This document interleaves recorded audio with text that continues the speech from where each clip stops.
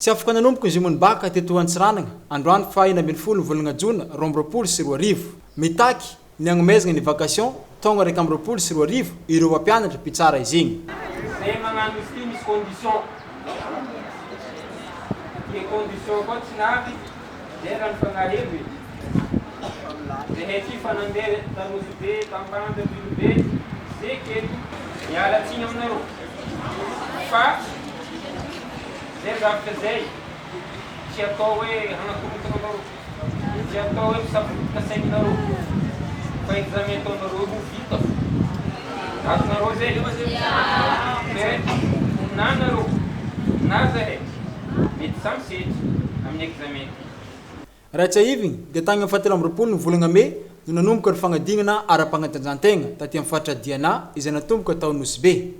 Tamin'izany indrindra no nampanantenan'ireo tompon'andraikitra ao amin'ny université-ny Antsiranana fa andoha ny 20 isanjato ny vacation izay tokony omena ireto mpampianatra mpitsara ny fagnadinana ara-panatanjahan-tegna ireto kanefa mbola tsy azo zegny hatramin'izao ka izay indrindra no natonga ireto mpampianatra ireto nitokona tsy nagneky ny anomboana ny fagnadinana ara-panatanjahan-tegna androany fa ny volana Jona 2022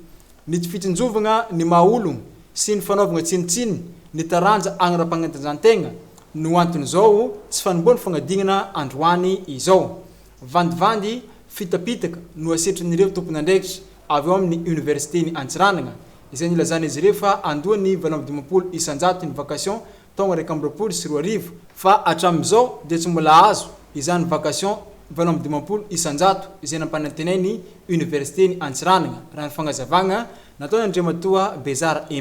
mpandrindra teknika ny fagnadinana ara-panatanjahan-tegna eto Antsiranana. Vita aza mitebiteby fa ho vita examenareo fa rehefa nandiny zay zay tsy fampidiniky ke anareo zegny miverigny amin'ny 23 à 14. Zanatsy zany asa vognona trany ireo mpampianatra ireo amita ny adidy raha milamina tsara ny fagnaragna izay atao ho iatrany ny fagnazavagna nataon'ny BACC mpandrindra teknika ny fagnadinana ara-panatanjahan-tegna aty Antsiranana ary miantso ny ray aman-dreny rehetra mananjanaka sy ny mpianatra anala BACC izy mba ho tony mandrakariva ary tsy maintsy ho vita ny fagnadinana ara-panatanjahan-tegna ho izy.